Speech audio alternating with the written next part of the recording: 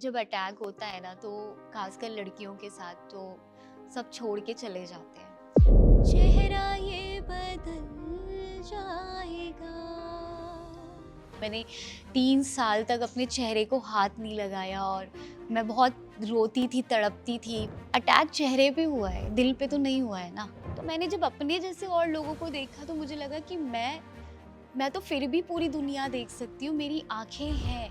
बहुत सारे ऐसे सर्वाइवर थे जिनकी दोनों आँख नहीं थी, तो उन्होंने बोला इससे कोई नुकसान नहीं है। मैंने कहा कहते मैं हाथ में डाल के दिखाता हूँ। मैंने कहा नहीं, आप पी के दिखाओ। फिल्म कभी भी आप देखो आपको गूज़बम्प्स आएँगे और आँसू हमेशा आएँगे। और वो ट्रेलर लॉन्च का वो वीडियो मैंने भी देखा है कि जब वो ट्रेलर देख रही हैं वो रो रही हैं, उनकी आँखों में नमी है। मैंने बोला कि मैं ना टिकटॉक में वीडियो बना रही हूँ। यार ये टिकटॉक क्या है? ये ऐसे-ऐसे करके वो चिल्लाने लगी, ये टिकटॉक है क्या? फिर मैंने ही उनको लॉन्च किया था टिकटॉक में। वाओ! रनिंग करती हूँ, योगा करती हूँ, मेडिटेशन करती हूँ, थोड़ा-सा मुझे भी मेरे लिए एक समय चाहिए होता बिल्कुल। है। जो मुझे पसंद था उसने मुझे धोखा दे दिया। कौन था वो? शाहिद कपूर। मुझे भी धोखा मिला है। मैं बहुत डांस करती हूँ भाई। मैं खूब गाने गाती हूँ और सबको इकट्ठा कर लेती हूँ। मेरे लक्ष्मी नगर में भी है एक बहुत अच्छा, जहाँ पे गोलगप्पे मिलते हैं बहुत अच्छे, और मुझे सूजी हाँ, के सूजी वाले, मीठा सौंठ वाले, पानी, हाँ सॉल्ट लगा के। जब ज़िंदगी ने सब कुछ तोड़ने की कोशिश करी तब इन्होंने खुद को दोबारा बनाया। Stronger, fearless and unstoppable. A true warrior, a true fighter, जिन्होंने मिलियंस को अपनी जर्नी से इंस्पायर किया है। Please join me in welcoming our शेरनी Lakshmi Agarwal. Woohoo! Lakshmi, we are honoured to have you at a platform today. कैसी हैं आप? एंड आज आपके आने से ना मौसम भी सुहावना हो गया है। What do you have to say about that? मौसम तो ऑलरेडी सुहाना चल ही रहा है। काफ़ी दिनों से गर्मी आ ही नहीं रही है, अब तो ऐसा लग रहा है कि अब मौसम ऐसे ही रहने वाला है, तो इसीलिए शायद हम सब लोग भी एकदम कूल हैं। जी, तो कैसी हैं आप? है ना, व्हाट्स कीपिंग यू बिजी? आजकल क्या चल रहा है? बहुत सारी चीज़ें चल रही है लाइफ में, क्योंकि अभी मेरी बेटी है जो 10 साल की है, वो 11 साल की ही हुई है 25 मार्च को। और उसके अलावा एनजीओ चल रहा है, उसके अलावा बहुत सारी चीज़ें हैं जो चल रही है। सर्वाइवर्स का ट्रीटमेंट चल रहा है हमारा, जो शेल्टर होम है लक्ष्मी नगर में। हमारे शेल्टर होम में सर्वाइवर्स रहते हैं, उनके ट्रीटमेंट्स और उनके साथ कोर्ट जाना, हुँ। अलग-अलग शहरों में जाना, यही सारी चीज़ें चल रही हैं। उनके बारे में आगे और प्लान करना, हुँ, बहुत सारे इवेंट्स चल रहे हैं, आपके साथ इंटरव्यू चल रहा है। बिल्कुल। बहुत ज़्यादा रिस्पॉन्सिबिलिटी है आपके पास। ऑल्सो अगर हम बात करें, आपने अभी ज़िक्र किया आपकी डॉटर का बर्थडे, हमने फ़ोटो देखी आपने बिल्कुल जब उनका बर्थ हुआ था तो वो शेयर की थी। And we want to know कि I think Lakshmi as a mother ये बहुत डिफ़िकल्ट एक जर्नी होती है, एक रोल ऑल टुगेदर पूरा डिफ़िकल्ट हो जाता है। बट इस मोमेंट के बारे में वो कौन-सी चीज़ है जो आप सबसे ज़्यादा चेरिश करते हो? पहली चीज़, मैं किसी मतलब इस मोमेंट को मैं डिफ़िकल्ट नहीं कह सकती, क्योंकि एक समय के बाद वो भी बड़ी हो जाएगी और वो अपनी लाइफ में बिज़ी हो जाएगी। उसके साथ एक एक ऐसा पल है जो मैं बहुत अच्छे से बिता रही हूँ। हाँ, बहुत ज़्यादा वो भी मुझे टाइम नहीं दे पाती है और मैं भी उसे टाइम नहीं दे पाती हूँ। लेकिन हमारे पास जितना भी मोमेंट होता है, एक-दूसरे के साथ हम बहुत अच्छे से बिताते हैं। और हम एक-दूसरे को ऐसा मानते ही नहीं है कि वो मुझे मदर की तरह मानती है या मैं उसको बेटी की तरह मानती हूँ। हम एक बहुत अच्छे दोस्त की तरह रहते हैं वाओ! और मुझे बिल्कुल भी ऐसा फ़ील नहीं होता कि हाय ये है, मेरा ये काम रुक रहा है, ऐसा हो रहा है, वैसा हो रहा है। ऐसा कुछ भी नहीं है। जैसे वो मुझे एकदम फ्री मानती है ना, उसी तरीके से मैं भी उसे उसी उसी ही वे में मानती हूँ। जैसे उसके लिए मैं हमेशा अवेलेबल हूँ, तो मुझे लगता है मैं भी उसके लिए हमेशा अवेलेबल रहूँ, वो मेरे लिए रहे, तो ऐसा हम दोनों की लाइफ में है। तो मुझे ऐसा कुछ डिफ़िकल्ट लगता नहीं है। हम जब डिफ़िकल्ट वर्ड हुँ, यूज़ करते हैं तब वो डिफ़िकल्ट होना शुरू हो जाता है। बिल्कुल। तो शायद, और हम इस मोमेंट को, मैं वो जब पिक्चर शेयर कर रही हूँ तो मैं ये सोच के नहीं शेयर कर रही हूँ कि हाय अभी इतने 11 साल, और मुझे ऐसा लग रहा है कि वो इतनी जल्दी क्यों बड़ी हो रही है। हाँ। मतलब ये सारे मोमेंट क्यों मेरी लाइफ से जा रहे हैं, मुझे कहीं न कहीं वो बूढ़ा कर रही बिल्कुल है। नहीं। आपके आने के बारे में हमारे न्यूज़ रूम को पता है और वो सब अपने सवाल लेकर आए हुए हैं एक-एक करके, तो who would like to go first? जैसा हमने देखा है कि आप सोशल मीडिया पे बहुत एक्टिव हो, सारी रील्स एंड सारे ट्रेंड्स आपने फॉलो किए हैं। तो उसी में आपकी मीटिंग हुई थी सीएम रेखा गुप्ता जी से, तो उनके साथ आपका क्या डिस्कशन रहा था? पहली चीज़, जब ये इनवाइट आया तो मैंने इस चीज़ पे पहले, सबसे पहले ये गौर किया कि जब हम वहाँ आ रहे हैं तो आप कैसे वैल्यू कर रहे हैं हमारा, क्या हमें वो स्पेस मिलेगा डिस्कशन करने का भी या नहीं, अपनी बात रखने का। क्योंकि मेरा एक एक्सपीरियंस इससे पहले जो था वो बहुत ख़राब था कुछ समय पहले ही। तो मैं कभी भी समय को अपने बर्बाद नहीं करना चाहती कोई भी ऐसे मोमेंट में। जब मैं वहाँ, मुझे वो पूरी श्योरिटी दी गई कि हाँ, हम लोग वहाँ पे आप पूरी तरीके से डिस्कस कर सकते हैं। मैंने कहा ठीक है। फिर जब हम वहाँ पहुँचे और पहुँचने के बाद और वो जो एक स्पेस था उनके साथ, हमने अपनी बात को, वो सारी बात को पूरी जितनी भी वहाँ पे विमेन्स आई हुई थी, सबने अपनी बात को पूरी तरीके से रखा। और अच्छी चीज़ ये लगी मुझे हमारी सीएम में कि उन्होंने, मतलब मेरे हिसाब से पहली बार ऐसा हुआ है जो सारी विमेन जाके अपनी बात को रख रही है, जब उन्होंने कहा कि हम अपनी दिल्ली में और क्या क्या चेंज लेके आ सकते हैं, आप हमें सजेस्ट करिए। और हम बहुत सारे फील्ड के लोग थे और उन्होंने अपने अपनी फील्ड की बात बताई कि हम ये चीज़ें ला सकते हैं, कर सकते हैं। तब वहाँ पे जब हम लोगों ने वो बात रखी, उस पर गौर फरमाया गया और उस चीज़ पे, और उन्होंने ये भी कहा कि आप अपनी फाइल लेके भी आओ और हम इस पे और आगे काम करते हैं। अरे वाह। तो वो उस चीज़ को लेके इतने सीरियस है और उस मुद्दे को लेके इतने सीरियस है, तो समझ में आया वहाँ पे जाके कि ये बहुत अच्छी मीटिंग रही है और बहुत पॉजिटिव रहा है। जिससे पहले का जो एक्सपीरियंस था वो बहुत वर्स्ट था, जो अब का एक्सपीरियंस था बहुत अच्छा था। हाय मैम, सबसे पहले तो आपका बहुत बहुत वेलकम है हमारे साथ जुड़ने के लिए। एक सवाल ये है कि बेसिकली एसिड को लेकर के जी। आपने सुप्रीम कोर्ट में पीआईएल अप्लाई करी, फिर आगे केस चला, कंटिन्यू केस चलता उसमें रहा। चलता रहा। हम लोगों को पता है, अगर एक बार सुप्रीम कोर्ट का दरवाजा जैसे ही आदमी सुन लेता है, उसका टाइम आपको पता है। उस टाइम पे आपने सबसे पहले तो दूसरी बैटल आपने एक अपने लिए तैयार कर ली, क्योंकि आप ऑलरेडी एक राह से गुजर रहे हो जिसमें जो आसान नहीं है, प्लस आपने एक कोर्ट की राह भी चुनी है जो और ज़्यादा आसान नहीं है। फिर आगे चल करके वर्डिक्ट आता है जिसमें ये होता है कि एसिड को बैन नहीं करा जाएगा, बट जो सेल करा जाएगा उसमें आईडी प्रूफ ज़रूरी है, फोटो ज़रूरी है, एक रजिस्टर मेंटेन करा जाएगा। बट आज भी आप किसी भी दिल्ली के कोई भी एरिया में चले जाइए, जनरल स्टोर पे आपको एसिड की बोतल बड़े आराम से मिल जाएगी, ना कोई आईडी प्रूफ, ना किसी की ज़रूरत होगी। उसको, उस डिसीजन को कैसे देखते हो आप? प्लस आपके अंदर इतना करेज कैसे आया कि आपने एक साथ दो जो है बैटल्स एक साथ लड़ने का सोचा? पहली चीज़ कि मैं जब, मुझे नहीं पता था कि पीआईएल होता क्या है। तो मुझसे पूछा गया, मेरी मेरी जो लॉयर थी उन्होंने मुझसे पूछा कि लक्ष्मी तुम एसिड को लेके क्या सोचती हो? तो मैंने कहा कि क्या एसिड बिकना बंद नहीं हो सकता है? जब ऋषिकेश में अंडा बैन हो सकता है तो एसिड क्यों नहीं बैन हो सकता है? तब उसके बाद एक पीआईएल डाला गया सुप्रीम कोर्ट में, उसका बहुत लंबे समय तक चलता रहा। 2006 में ये पीआईएल डाला गया था। 2006 में मुझे अ, राष्ट्रीय महिला आयोग में बुलाया गया। बहुत सारे मीडिया वाले थे सामने और मैंने पूरा ऐसा घूंघट किया हुआ था। सोचिए 5 में मेरे ऊपर अटैक हुआ और 6 में मैं जाके पूरे न्यूज़ वालों के सामने मैं बात कर रही हूँ। मैं रो पड़ी, बहुत इमोशनल हो गई, शायद मैं वहाँ नहीं बोल पाई और उसके बाद मैं गायब हो गई। फिर उसके बाद 2013 में जब ये डिस्कशन शुरू हुआ, 2009 में मैं निकल के बाहर आई थी इस चेहरे के साथ, क्योंकि मैंने अपना चेहरा 4 साल ओपन नहीं किया था। और जब मैं निकल के बाहर आई और उसके बाद फिर मेरी लाइफ में बैक टू बैक बहुत, मतलब बहुत पेनफुल जर्नी चल रही थी। और सबसे पहले मेरे भाई को टीबी हुआ और वो उसकी बाद में डेथ हो गई, मेरे फादर की डेथ हो गई। मेरी जर्नी और बुरी तरीके से, और एक अटैक तो हुआ था, कहीं ना कहीं ये भी एक अटैक ही था मेरी लाइफ का। फिर उसके बाद मैं और आगे बढ़ी और मैंने देखा, जब हम घर में होते हैं ना तो हम अपने आप को ये सोचते हैं कि हम इस दुनिया में अकेले पर्सन है जिसके साथ ये सारी चीज़ें हो रखी है और कोई नहीं है। और जब हम निकल के बाहर जाते हैं, अपने जैसे और लोगों को देखते हैं ना, तब रियलाइजेशन होता है कि नहीं, मैं इस दुनिया में अकेली नहीं हूँ। तो मैंने जब अपने जैसे और लोगों को देखा तो मुझे लगा कि मैं तो फिर भी पूरी दुनिया देख सकती हूँ, मेरी आँखें हैं। बहुत सारे ऐसे सर्वाइवर थे जिनकी दोनों आँख नहीं थी, जिनकी एक आँख नहीं थी।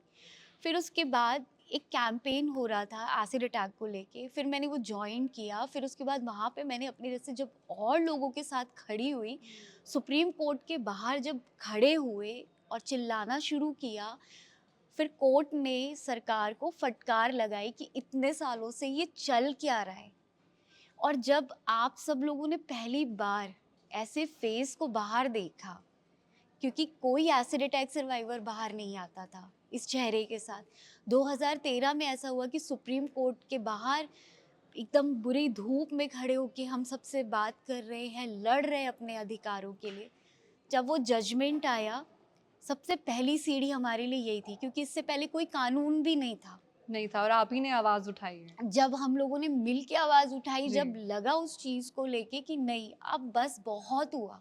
लोग जानते थे कि रेप केस क्या होता है, डोमेस्टिक वायलेंस क्या होता है, लोगों को यही नहीं पता था कि एसिड अटैक वायलेंस क्या होता है, क्योंकि सर्वाइवर्स छुप जाया करती थी।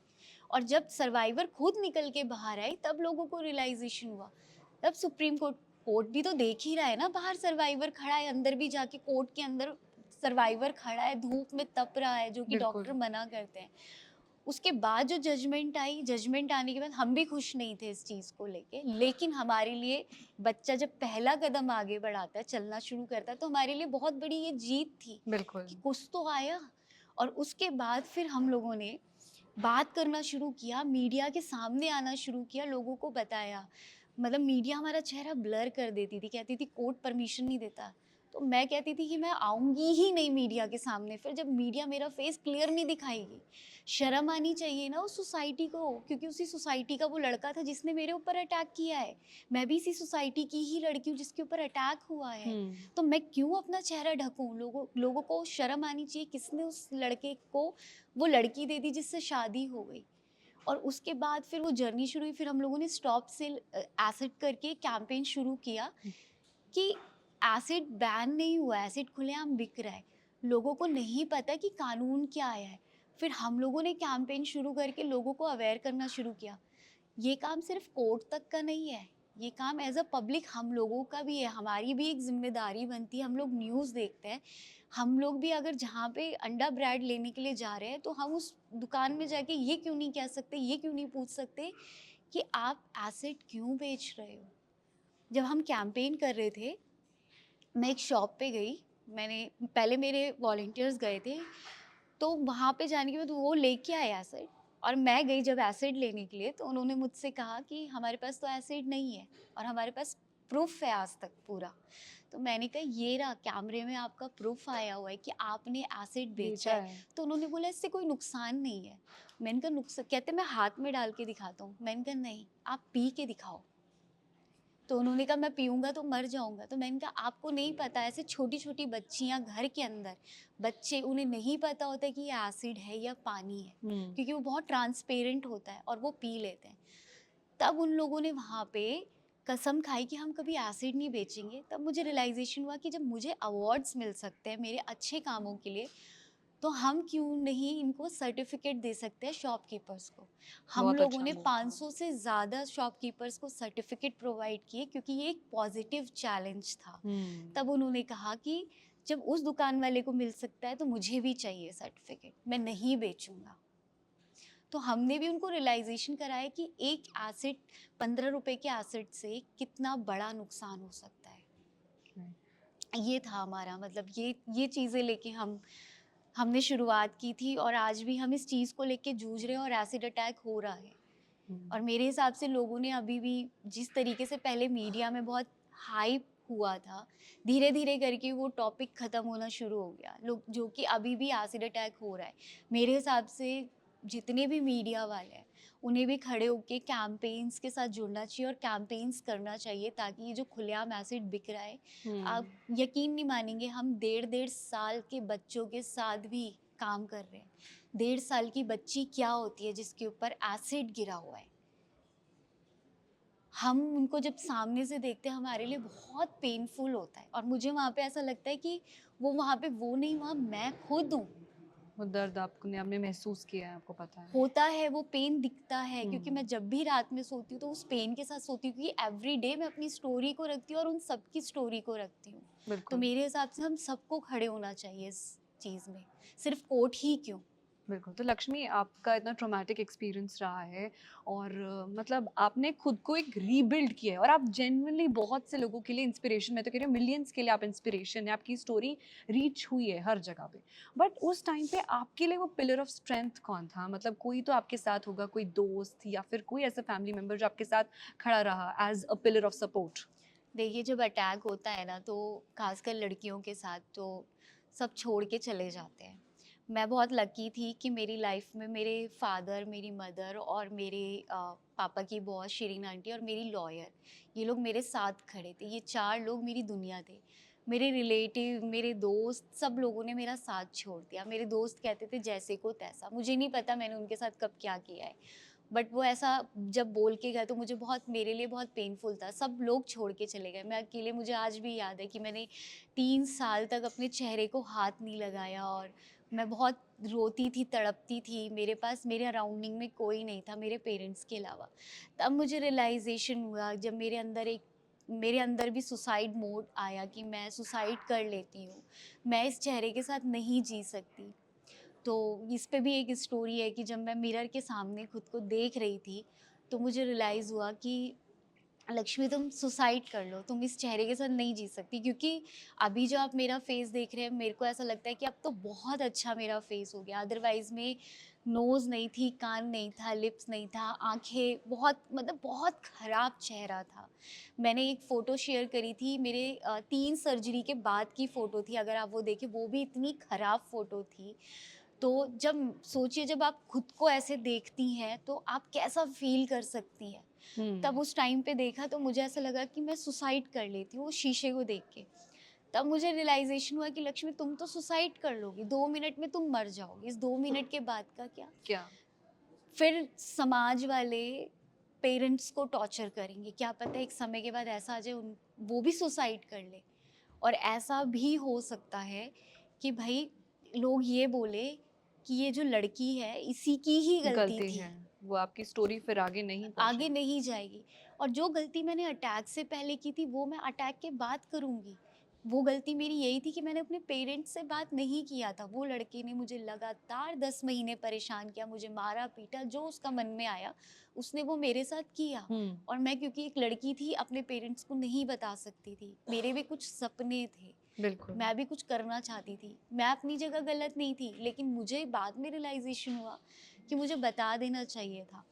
और उसके बाद फिर मैंने शीशे में ही देख के खुद से बोला कि लक्ष्मी, नहीं, तुम्हें अपने पेरेंट्स से बात करना होगा।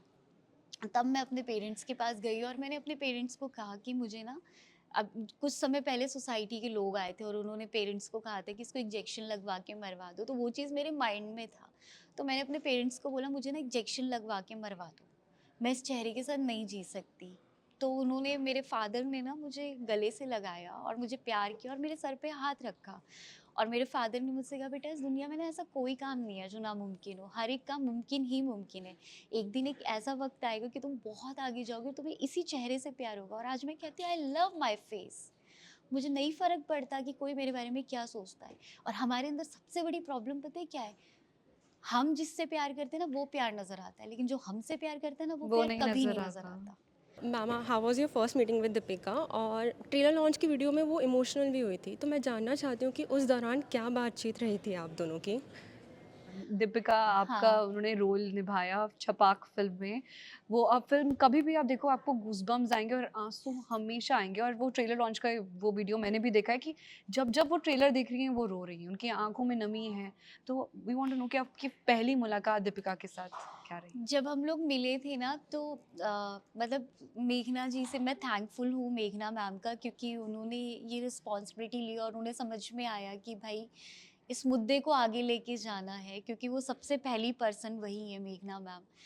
और फिर उसके बाद जब उन्होंने दीपिका को लेके आया और उसके बाद जब हम लोगों ने मतलब बात-वात करी, तो मैंने, जब डिस्कशन ही हो रहा था तब उन्होंने कहा कि दीपिका रोल प्ले करेंगी। तो उन्होंने बोला दोनों में मुझे कोई भी ना अलग-अलग कुछ दिखता नहीं है, दोनों एकदम सिमिलर लगती हैं। हाँ। और मैंने एक फ़ोटो भी अपनी एक फ़ोटो शेयर करी थी, वो मेरी पहले की फ़ोटो थी, तो दीपिका की भी एक फ़ोटो निकल के आई थी, तो दोनों एकदम सेम टू सेम फेस था। तो खैर ये तो बहुत बात की बात थी, लेकिन जब उनसे मेरी पहली मुलाकात हुई तो बहुत मज़ा आया था उनके साथ, और वो सच में बहुत एकदम मज़ेदार है। उन्हें भी ना ऐसे लोग पसंद है जो बहुत चंचल टाइप की हो और बहुत मौज मस्ती वाले हो। मैं ना टिकटॉक बनाती थी, तो मतलब यही सब चीज़ों के दौरान में ना, ये सब मैं हर जगह टिकटॉक बनाना मेरा रहता था, मतलब एक अंदर से ना अभी भी कीड़ा आ रील्स देख गया के था। लग ही रहा है कि आप अभी थोड़ा प्रोफेशनल हैं। कम हो गई हूँ बट मैं, आप लेकिन वो प्रोफेशनल एकदम है। कीड़ा था मेरे अंदर हाँ। कि जहाँ जा रही हूँ वीडियो बनानी है, ये सब करना है। तो मैं बना रही थी, तो बनाते हुए वो भी, उसको भी लेके साथ में ना, दीपिका के साथ भी यही होता था कि मैं उसके साथ भी करती थी। तो वो मुझे कहती थी, क्या बनाती रहती है तू, क्या करती रहती है ये सब क्या करती है? तो मैंने बोला कि मैं ना टिकटॉक में वीडियो बना रही हूँ। यार ये टिकटॉक क्या है, ये ऐसे ऐसे करके वो चिल्लाने लगी, ये टिकटॉक है क्या? तो मैंने बोला टिकटॉक ये देखो, ये है, ऐसे है वैसे, मुझे भी करना है टिकटॉक। फिर मैंने ही उनको लॉन्च किया था टिकटॉक ओह में, वाओ! और उसके बाद फिर वो टिकटॉक में आई और साथ में हमने वीडियोस वगैरह बनानी शुरू करी। और वो बहुत ही, मतलब एक बहुत ही प्यारी इंसान है, बहुत ही अच्छी इंसान है, दिल से भी बहुत अच्छी इंसान है। चीज़ों में कुछ प्रोफेशनल रहना भी पड़ता है, लेकिन जो जितनी भी हमारी मुलाकात हुई, और उन्होंने इंटरव्यू के दौरान भी, जब हम साथ में इंटरव्यू देते थे, जब उन्होंने मुझे भी नहीं पता था, क्योंकि फ़िल्म के दौरान मैं भी टाइम नहीं दे पाई थी, क्योंकि मेरे खुद के इवेंट्स और चीज़ें चल रहे थे, तो मैं ज़्यादा शूट पे थी नहीं।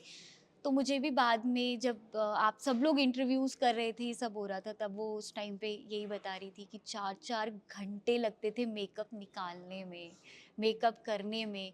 तो मतलब वो कहती थी, उस चीज़ को उसने बोला कि वो, मतलब जब निकालते थे कहती, तो वो एहसास होता था, वो सब होता था। तो मतलब उसने उस चीज़ को जिया अंदर से है। जिया है, उस चीज़ को समझा है, और जिया है तभी उन्होंने एक कैंपेन भी किया था, एसिड को लेके भी जी। कैंपेन किया था।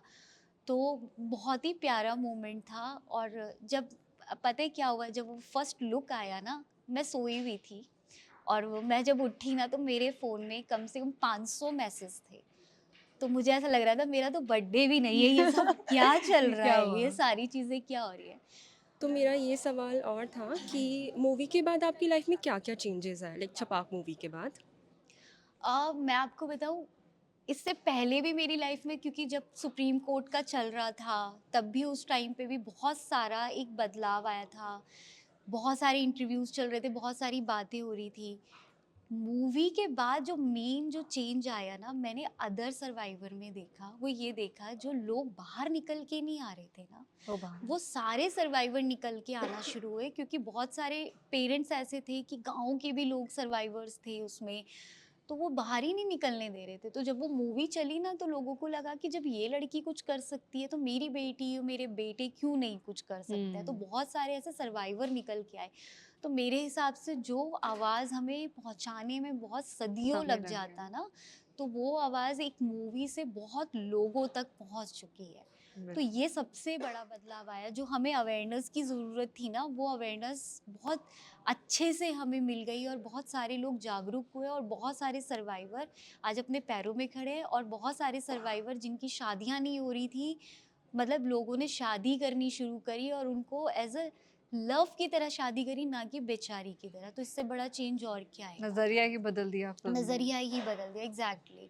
क्योंकि मैं इसमें एक चीज़ बोलूँगी, जैसे जो नज़रिए की आप बात बोल रहे हैं, अटैक चेहरे पे हुआ है, दिल पे तो नहीं हुआ है ना। दिल तो वैसे का वैसे ही है ना।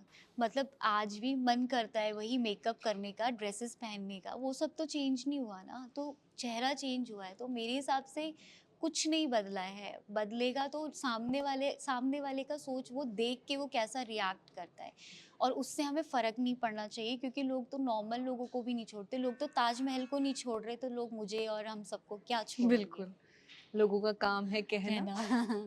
हेलो मैम, मेरा नाम जयदीप है। मेरा जी। सवाल ये है कि आप एक्टिविज़्म भी करती हैं, जी, इसके अलावा बार-बार आप ज़िक्र कर रही थी अपनी बेटी का, जो आपकी स्ट्रेंथ है, जी, और आपने कहा कि लक्ष्मी नगर में आपका शेल्टर होम भी है। तो मैं खुद भी लक्ष्मी नगर में रहता हूँ, तो बहुत थैंक यू आप लोगों का, बहुत अच्छा काम कर रही हैं आप। लेकिन सवाल मेरा ये है कि इन सब चीज़ों को एक साथ मैनेज करना कितना डिफ़िकल्ट होता है?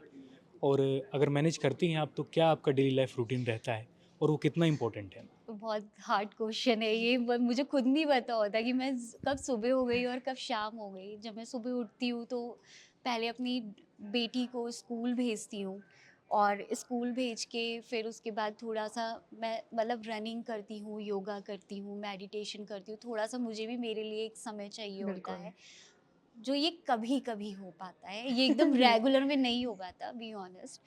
और फिर उसके बाद मैं अपने मेरे जो जितने सर्वाइवर्स रहते हैं, 1 2 3 4 10 कभी, क्योंकि हम बहुत टाइम तक किसी भी सर्वाइवर को परमानेंटली अपने शेल्टर में नहीं रखते, तो उनके पास जाके उनके साथ योगा करना, उनके साथ मेडिटेशन करना, क्योंकि जितनी मुझे ज़रूरत है उतनी उन्हें भी ज़रूरत है। और उनसे थोड़ी बातचीत करना, फिर उसके बाद फिर निकल के वहाँ से आना, फिर फटाफट रेडी वेडी होना, जो आगे की जो टीम मुझे बताती है आगे के जो जो काम है। मैं फ्री हो जाती हूँ 4 बजे तक, मेरी डॉटर 4 बजे तक स्कूल में होती है। और फिर उस जितने भी काम होते हैं उस बीच में मैं निपटा रही होती हूँ। और थैंक गॉड कि मेरे साथ मेरी मदर है, तो मुझे मेरी बेटी को लेके बहुत हेल्प भी हो जाती है कि वो घर में रहती है, तो एक सेफ्टी को लेके। और कई बार मैं दिल्ली में होती ही नहीं हूँ, तो वो उनका ख्याल रखती है। तो ये सब मैनेज करने के लिए भी साथ में एक घर का अपना एक पर्सन होना बहुत ज़्यादा ज़रूरी है, जो मेरे पास है, मेरी मदर। फिर उसके बाद वही रात हो जाती है।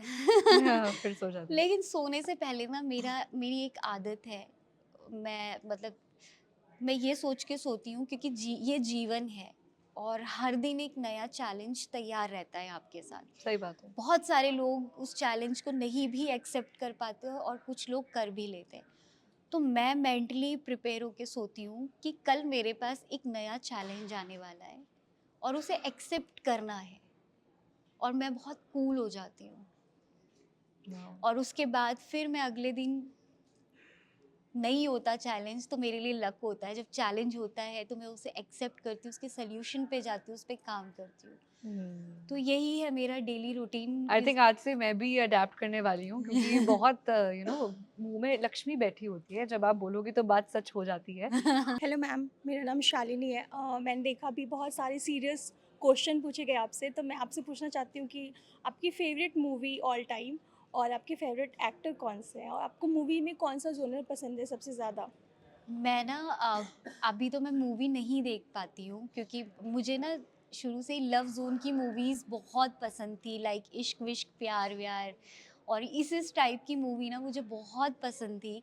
और अभी भी जब मुझे कभी भी ना कुछ समय मिल जाता है ना, तो मेरा दोस्त बैठा है साजिद पीछे, तो उसको मैं कहती हूँ कि मुझे ना कोई मूवी बता दे लव की, कि कोई वो साउथ की मूवी ना बड़ी अच्छी आती है हाँ। लव की, और उसमें बड़ी अच्छी स्टोरीज होती है। क्योंकि वो सारी मूवीज़ मैंने तुम सा नहीं देखा, मैं प्रेम की दीवानी हूँ, ये सारी मूवीज़ मैं ऑलरेडी बहुत पहले ही देख चुकी हूँ। तो फिर वो मुझे सजेस्ट करता है, तू ये वाली मूवी देख, तू ये वाली मूवी देख। मैंने कहा चल ठीक है। मुझे लिखने का शौक़ है, मैं लिखती हूँ, जब मुझे खाली टाइम होता है तो मैं लिखना बहुत पसंद करती हूँ। लेकिन कुछ समय मुझे ऐसा लगता है कि अपने लिए भी होना बहुत ज़रूरी है, अपने माइंड को फ्रेश बहुत करने ज़रूरी। के लिए।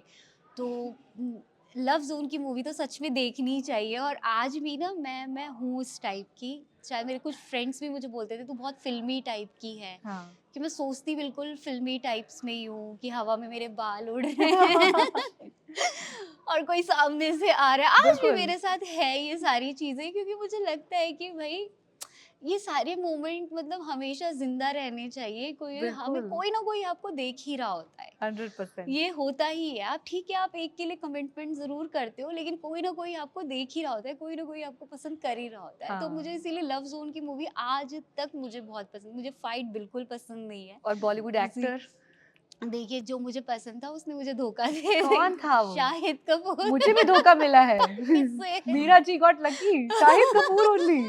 जब भी मेट ऑल टाइम फेवरेट। हाँ। आदित्य ने ग्रीन फ्लैग गोल सेट कर दिए थे, बट हाँ। व्हाट टू से शाहिद, अब हम कहीं के नहीं रहे। हेलो मैम, मेरा नाम शुभदीप मुखर्जी है। एंड मैम मेरा आपसे ये सवाल है कि जैसे आपके साथ लाइफ में इतना कुछ हुआ है एंड स्टिल आपने सब चीज़ को ओवरकम किया एंड आप अभी अपनी लाइफ में बहुत हैप्पी हो, आपके साथ इतना कुछ हो गया, स्टिल आप अभी हैप्पी हो मैम। बट अभी के टाइम पे जो यूथ है ना, उनका ये नहीं है कि उनको सब चीज़ अपने मुताबिक चाहिए कि मुझे ये चाहिए, एंड जब उनको कोई चीज़ अपने मुताबिक नहीं मिलती है, दे सोचते हैं कि उनका लाइफ ख़त्म, अब तो सब हो गया। पढ़ाई के मामले में, जॉब मान लो, कुछ भी, वो बहुत स्ट्रेस लेते हैं एंड इन सब में ना वो कोई रॉन्ग स्टेप ले लेते हैं। तो मैम आपका ना अभी के यूथ को आप क्या कहना चाहोगे कि इस थिंग को लेके? मैं एक चीज़ बताऊँ, सबसे बड़ी ना आजकल ना सबसे ज़्यादा स्ट्रेस ना सोशल मीडिया देता है। किसी ने ये कर लिया, किसी ने वो कर लिया, तो मतलब ये भी एक बहुत बड़ा चैलेंज है। कहीं ना कहीं ये पॉजिटिव है तो नेगेटिव भी है। तो बहुत बिल्कुल। सारे लोग उस चीज़ को देखते हैं तो उस चीज़ को अपने ऊपर हावी कर लेते हैं। और जैसे मैंने बहुत पहले ही बोला कि लोग ना मेन चीज़ कि हम जिससे प्यार करते हैं ना उसके बारे में सोचते हैं, उसके बारे में कभी नहीं सोचते जिन जो हमसे प्यार करते हैं। वो एकदम से ना, जैसे मेरा एग्जाम्पल, जैसे मैंने एकदम सामने शीशे के सामने देखा और एकदम से आया कि सुसाइड, लेकिन साथ साथ मैंने ये भी सोचा कि मेरे पेरेंट्स जो मेरे लिए चैन से सोए नहीं, जो चैन से खाए नहीं, जिनको मैं, जो मेरा सपना था, मैं कुछ करना चाहती थी, वो मेरे सपनों के मुझे लगता था वो बीच में आए हैं। तो अगर मैं उनके नज़रिए से देखती हूँ, उनकी जो परवरिश हुई है, उनके पेरेंट्स ने उनको जैसा पाला है, उनकी सोच वैसी ही हो गई है, तो वो हमें वैसे ही पाल रहे हैं। बट लेकिन हम किसी और के थॉट को नहीं चेंज कर सकते, पर अपने थॉट को चेंज कर सकते हैं, अपनी सोच को चेंज कर सकते हैं। तो कभी भी ऐसा मोमेंट आए ना, क्योंकि देखिए हर एक चीज़ का ना एक वक्त होता है। आपको अगर कोई चीज़ मिलेगी, अगर आपने उसको कल के लिए ठाना हुआ, कल नहीं मिल रही है, ये श्योर है कि वो आपको 1 साल के बाद वो मिलेगी मिलेगी, या वो 4 महीने के बाद, चाहे वो 1 महीने के बाद, चाहे वो 1 हफ्ते के बाद, वो आपको मिलेगी, क्योंकि आपने उसके बारे में सोच रखा है और आप उसके लिए मेहनत कर रहे हो। मैं सिंगर बनना चाहती थी, अचानक से मैं एंकर बन गई, मुझे नहीं पता था। तो मैं ये आज तक मैंने इस चीज़ को सोच के नहीं बैठी कि मैं सिंगर ही नहीं बन पाई।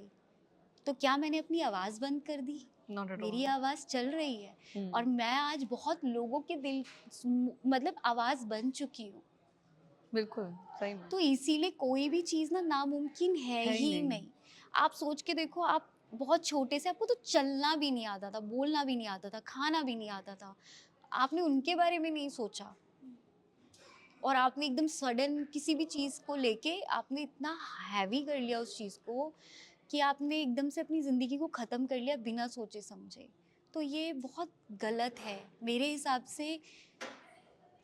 थोड़ा सा समय लेके उस चीज़ के बारे में सोचना चाहिए। मैं आपको क्लियरली बताऊँ, आप बोल रहे हैं कि मैं बहुत हैप्पी हूँ, मैं आज बहुत हैप्पी हूँ, मैंने ओवरकम किया है। मैं जितनी बड़ी हो रही हूँ ना, उतनी मेरी लाइफ में चीज़ें बढ़ रही हैं, रिस्पॉन्सिबिलिटी बढ़ रही है। हर दिन मेरी लाइफ में एक नया नया चैलेंज होता है, चाहे मेरी फैमिली को लेके होता है, चाहे मेरे दोस्तों को लेके होता है, चाहे मेरे कलीग्स को लेके होता है, चाहे मेरे एनजीओ को लेके होता है। तो क्या मैं मर गई हूँ? मुझे एक सर्वाइवर बोलती है मुझे ये चीज़ नहीं मिली, मुझे दूसरी सर्वाइवर बोली मुझे आप मेरे साथ यहाँ नहीं गए, तो मैं अपने आप को काट काट के तो नहीं वो कर सकती, लेकिन हाँ मैं समझा ज़रूर सकती हूँ उनको कि मैं हर जगह नहीं खड़ी हो सकती, आपको अपने लिए स्टैंड लेना पड़ेगा। तो ये इम्पॉर्टेंट है, आपके लिए कोई और स्टैंड नहीं लेगा, आपको अपने लिए स्टैंड लेना है, पड़ेगा। तभी आप अपने लिए कुछ कर पाएंगे। जब कुछ अच्छा काम हो जाता है तो मैंने किया है ना, मैंने किया, जब बुरा हो जाता है तो हम सब ने किया, क्यों? राइट। तब हम सब क्यों नहीं होता। जब मैं कोई काम करती हूँ तो मैं हमेशा ये कहती हूँ कि मैं अकेली नहीं थी, उस क्रेडिट में मेरे साथ वो लोग भी थे जो मेरे हेल्प कर रहे थे, चाहे उन्होंने मेरी इतनी सी मदद करी, उनके कंट्रीब्यूटर तो बिना थे वो। नहीं कर सकती थी मैं। तो वो जिस दिन मैं से हम हो जाएगा ना, उस दिन सब कुछ संभल जाएगा। और प्रॉब्लम सबकी लाइफ में है, या जितने बैठे हैं ना सबकी लाइफ में प्रॉब्लम है, इंक्लूड मेरी भी। इंक्लूडिंग ऑल्सो अगर बात करें, क्योंकि पूरा दिन आप इतना काम करती है, रात में जब थक के कोई एक ऐसी एक्सरसाइज है, या पूरा हफ्ते में या वीकेंड पे कोई ऐसा एक्सरसाइज वाला रिचुअल है जो आप फॉलो करते हैं, हमारी ऑडियंस को भी पता होना चाहिए, to just quickly relief, get relief from stress. Music, music, dance करते हो, म्यूजिक, गाते हो? मैं बहुत डांस करती हूँ भाई, मुझे डांस करना बहुत पसंद है। मेरे घर में स्पीकर है, माइक है, मैं खूब गाने गाती हूँ और सबको इकट्ठा कर लेती हूँ। मतलब मेरी बेटी हो गई, साजिद हो गया, मेरी मम्मी हो गई, सबको बिठा के कि सुनो मेरा गाना सुनो, चाहे कैसा भी सुनो, हम सब मिलके गाते हैं। नहीं, तो और बहुत फन खूब, चीज़ है। हाँ हम इंजॉय करते हैं उस मोमेंट को। जब हमारे पास थोड़ा समय होता है हम उस चीज़ को, हम डांस, हम चाहे 4 लोग हो या 2 लोग हो, हम खूब डांस करते हैं, इंजॉय करते हैं, खूब इंजॉय करते हैं। क्योंकि कल हो ना हो। कल हो ना हो। जैसे कि that सिमरन का एक सवाल है। हेलो मैम, जैसे आप दिल्ली से हो और दिल्ली में तो भाई सब फूडी हैं, तो आपका फेवरेट स्ट्रीट फूड कौन सा, और कोई फूड फेवरेट स्पॉट आपका कौन सा है? मैं आपको बताऊँ, मैं बिल्कुल फूडी नहीं हूँ, ओह ठीक है? ओह! बिल्कुल भी आप फूडी दिल्ली से हो? मैं दिल्ली से दिल्ली से ही हो, ये हूँ। पहली इंसान ऐसी जो हमें मिली है जो फूडी नहीं है। Wow, love love that. मैं आपको इसलिए बोल रही हूँ, मुझे सोना और खाने में टाइम वेस्ट लगता है। मुझे ऐसा लगता है उसके लिए एकदम तसल्ली से टाइम चाहिए, ये सब चीज़ें चाहिए। तो मैं बहुत कम कम सोया करती थी। अभी मुझे डाँट पड़ने लगी तो मैं थोड़ा नींद ज़्यादा लेने लगी हूँ, वरना मैं बहुत कम सोया जी। करती थी। और मैं बहुत कम खाती हूँ, मैं टुकड़ों में खाती हूँ। लेकिन कभी-कभी जो बहुत वो हो जाता है ना, तो मैं सीधे चांदनी चौक भाग जाती हूँ। मेरे लक्ष्मी नगर में भी है एक बहुत अच्छा, जहाँ पे गोलगप्पे मिलते हैं बहुत अच्छे, और मुझे सूजी हाँ, के सूजी वाले, सौंठ मीठा वाले, पानी हाँ, सॉल्ट लगा के, ये वो मेरी डायलॉग ये है, ये देखो वही रहती, भैया मीठा पानी सूजी वाले सॉल्ट लगा के। आई लव ये दैट। हाँ, तो मुझे वो बहुत पसंद है। और आलू टिक्की आई नो आपको पसंद होगा, मुझे बिल्कुल पसंद नहीं। मुझे तो सभी कुछ पसंद है। लेकिन मैं ना, पता है क्या करती हूँ, मुझे जब बहुत मन करता है मैं घर में बनाना पसंद करती हूँ। और घर में एक्सपेरिमेंट करना, मुझे एक्सपेरिमेंट फूड में बिल्कुल पसंद नहीं है, क्योंकि मुझे डर लगता है मैं बीमार हो गई तो मेरा क्या होगा। सही में। तो अब इसीलिए बाकियों का मैं क्या होगा जिनकी बाकियों का, रिस्पॉन्सिबिलिटीज आपने ली हाँ, हुई है? खासकर वो मेरी जो छोटी सी है ना हाँ, वो बेटी, बड़ी हो गई है? बड़ी हो गई है, जी। लेकिन है तो वो छोटी सी। तो मुझे यही फीलिंग आती है कि क्या क्या होगा, तो इसीलिए मैं घर में ही बनाना। और लॉकडाउन ने तो हमें बहुत कुछ सिखा दिया है। सब कुछ मेरे को डोनट बनाने आते हैं घर में। हाँ, अब भूल गई। तो जी। मतलब घर में बना के खाने में मज़ा ही अलग होता है। लेकिन कई बार ऐसा होता है कि आपको समय नहीं मिलता। लेकिन हाँ, जब मैं बहुत मन करता है, जैसे मुझे बिरयानी भी बहुत पसंद है। और मैं, हाँ, अगर ये बोलो कि मैं दिल्ली से बाहर जा रही हूँ तो पहाड़ों की मैगी से ओह! ज़्यादा कुछ नहीं कुछ नहीं हो चाहिए सकता। मुझे। बिल्कुल। पहाड़ों की मैगी के अलावा कुछ नहीं। उनके मुँह पे पानी आ गया है। ये पहाड़ों से ही कहाँ है। से हो आप? मैं देहरादून से ही हूँ। मैं देहरादून जा रही हूँ अब अगले अरे वाह! इनको ले महीने। जाइए। वही राज चलिए, मिलेगा। चलिए। एक अभी 10 दिन पहले महाराष्ट्र के अहिल्यानगर से एक खबर आई थी, एसिड जिसमें अटैक हुआ था। 5 साल 5वीं क्लास में शायद वो बच्ची पढ़ बच्ची रही थी। थी। आपको कोई ऐसा राइट दिया जाए कि लॉ ऑर्डर में कोई एक चेंज करना हो भारतीय, तो उसमें आप क्या चेंज करेंगी? मैं सबसे पहले ना, मैं सच बता रही हूँ, पता नहीं कितनों को बुरा लगे और कितनों को अच्छा लगे, मुझे नहीं पता। सबसे पहले मैं, जो सबसे बड़े-बड़े कांड हुए हैं ना, हीनियस कांड हुए हैं, उन जितने भी क्रिमिनल है ना, बीच सड़क में लाके उनको फांसी की सज़ा दिलवाऊँगी, ताकि वो एक डर नहीं है ना जो समाज में, वो डर बन जाए, ताकि आगे कोई निर्भया और लक्ष्मी ना बने। Absolutely right. हेलो मैम, आप सिंगर बनना चाहते थे तो मैं चाहती हूँ आप कुछ लाइंस गाएं हम लोगों के लिए। There you go. हम भी थोड़ा सा वर्षा भी गा देगी। वर्षा, गा दीजिए आप। जी। नाम गुम जाएगा,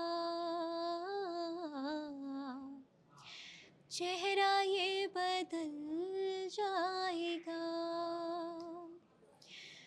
मेरी आवाज़ पहचान है, गर याद रहे। Thank you. Loved it.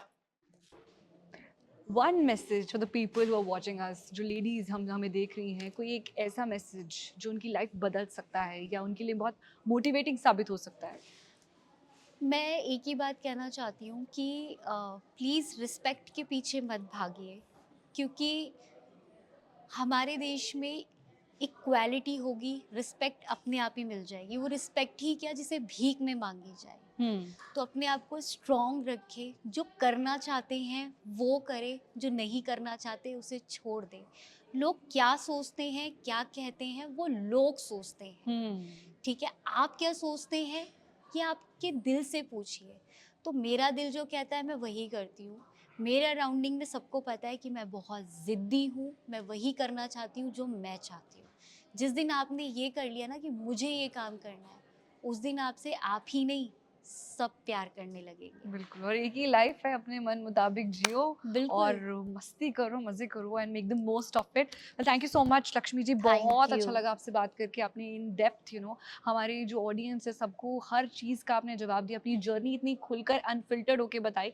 Hats off to the work you are doing and the efforts you are putting in for us. Thank you so much once again. Thank you Thank so much, बहुत मज़ा आया।